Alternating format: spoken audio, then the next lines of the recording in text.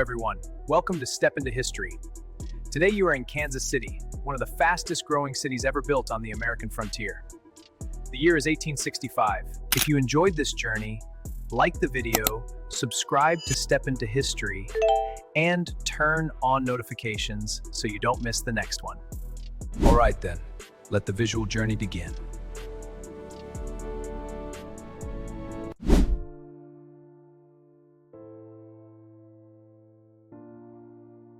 Imagine standing on the bluff overlooking the Missouri River in 1860. Beneath you, there is nothing but mud, a handful of wooden shacks, and silence. Just mud roads, wooden buildings, and open land stretching to the horizon in every direction. But within just a few decades, it would explode into one of the most important cities in the entire country. So come with me, and let us walk through Kansas City's transformation year by year, from a dusty outpost to a full-blown metropolis. Our story starts right at the end of the Civil War. In 1865, Kansas City was barely holding itself together. The war had torn through Missouri with particular brutality, and the region around Kansas City had seen guerrilla raids, burned farms, and displaced families. The town itself had survived, but just barely. Streets were unpaved. Buildings were mostly rough wooden structures slapped together with frontier practicality. Dust blew through in summer, and thick mud swallowed wagon wheels in spring. About 4,000 people called it home. But even in that rough-edged state, Kansas City had one enormous advantage that no amount of war could take away: location. The town sat right at the junction of the Missouri River and the major overland routes heading west. Traders, farmers, and travelers were already passing through in steady numbers. Steamboats docked along the riverfront, carrying goods up and down the Missouri. Wagon trains launched westward from the city's edge. Kansas City in 1865 was not important because of what it was, and that location was about to pay off in ways nobody could have fully imagined. Now here comes the single moment that rewrote the city's entire future. In 1869, the Hannibal Bridge was completed, becoming the first railroad bridge to span the Missouri River. This was not just an engineering achievement, it was an economic earthquake. Before the bridge, rail traffic coming from the east had to stop at the river's edge. But now trains could roll directly across the Missouri and straight through Kansas City without breaking stride. The effect was immediate and massive. Kansas City became a critical junction point on the national rail network. More railroad companies rushed to build lines through the city, connecting it to Chicago, St. Louis, Denver, and points far beyond.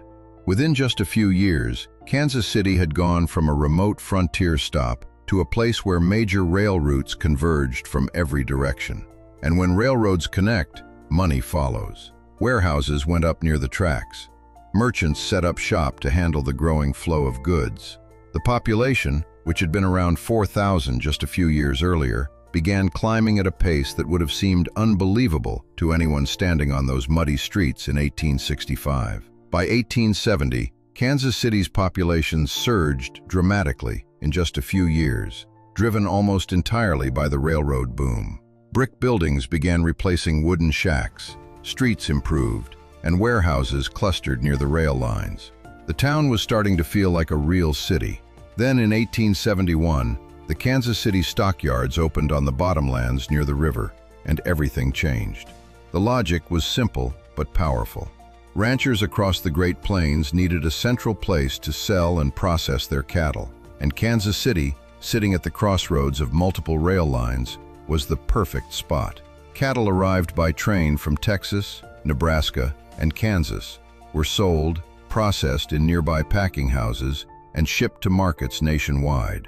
The stockyards grew fast, workers flooded in, entire neighborhoods sprang up, and Kansas City found its economic identity, one built on beef, rail, and hard labor. Hello again. If you've made it this far, subscribing to Step into History really helps. Now, let's continue where we left off. By 1880, the population had reached over 55,000 people, and the city was humming with energy. Walk through downtown Kansas City in the early 1880s, and you would see a place in constant motion. Horse-drawn wagons rattled alongside mule-pulled streetcars. Workers headed to the stockyards before dawn, while merchants opened shops stocked with goods arriving daily by rail. Construction crews put up new buildings on seemingly every block. Kansas City's central location made it a natural distribution hub. Warehouses filled with dry goods, hardware, and farm equipment lined the streets near the rail depots. By the early 1880s, it had become one of the largest wholesale centers in the entire region.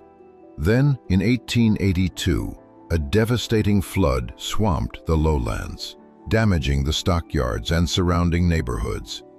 But the city rebuilt quickly, and the disaster spurred investment in better infrastructure and flood control. By the mid-1880s, Kansas City was evolving far beyond simple population growth. In 1889, the city introduced the first electric streetcar, replacing the older mule-drawn cars. This change was transformative. Before streetcars, people had to live within walking distance of work. Now they could travel several miles in minutes. Residential neighborhoods began spreading outward from the city center, and Kansas City started developing the sprawling shape that would define it for the next century. Subdivisions popped up along streetcar routes, and developers marketed homes to a growing middle class, with the promise of a short ride downtown. Construction. Kansas City was no longer a compact cluster of buildings around the rail yards. It was becoming a multi-neighborhood city with distinct residential, commercial, and industrial zones. Then, in 1889, the Kansas City Board of Trade formalized the grain trading that had grown alongside the livestock industry. Farmers shipped harvests in by rail, while the board gave buyers and sellers a centralized marketplace. Combined with livestock and meatpacking, the city now had a three-legged economic foundation, making it one of the most important commercial hubs between Chicago and the West Coast. By 1890, the population had crossed 130,000, a staggering number for a city that had been home to just 4,000 people 25 years earlier. Kansas City radiated confidence. New commercial buildings went up downtown, public infrastructure improved steadily, and the stockyards handled record volumes of cattle. The city was attracting national attention as one of the fastest-growing places in America. But in 1893, a severe nationwide financial panic hit the country hard. Banks failed, businesses closed, and unemployment spiked across the United States. Kansas City was not spared. Construction slowed, trade volumes dropped, and the city's breakneck growth temporarily stalled. It was a humbling moment, a reminder that even the most dynamic boomtown was not immune to the larger forces of the national economy. But Kansas City's underlying strengths, its location, its rail connections, and its established industries carried it through. By the mid-1890s, the city was recovering and building again. By 1897, Kansas City's confidence had fully returned, and it manifested in a bold new way. That year, the city opened Convention Hall, a massive public venue designed to host large-scale events, conventions, and gatherings. It was a statement of civic ambition.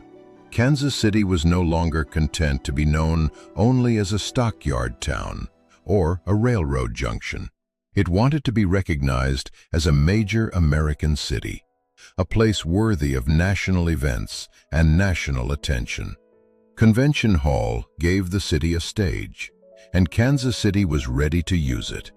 Tragically, the original Convention Hall burned down in 1900.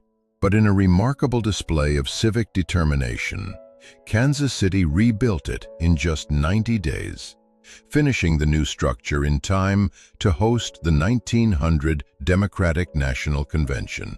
That single act of speed and resolve told the rest of the country everything it needed to know about the spirit of this city. By 1900, Kansas City's population had reached approximately 163,000 people. The city that had been a frontier settlement within living memory now had modern buildings, established commercial districts, functioning public transportation, and a diversified industrial base. The stockyards were among the largest in the nation, processing millions of head of livestock annually.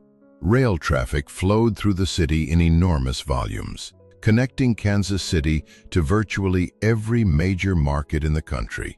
In 1903, the city suffered another catastrophic flood that devastated the low-lying industrial areas near the Missouri and Kansas rivers. The damage was severe, destroying homes, businesses, and critical infrastructure. But once again, Kansas City responded with determination. The flood accelerated long overdue investment in levees, drainage systems, and industrial relocation to higher ground. The early 1900s brought a new kind of ambition to Kansas City, one focused not just on growth, but on quality of life. In 1893, the city had hired landscape architect George Kessler to design a comprehensive parks and boulevard system.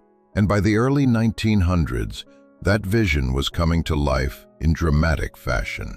Wide, tree-shaded boulevards connected newly designed parks across the city, giving Kansas City a network of green spaces and scenic drives that rivaled much larger and older cities on the East Coast.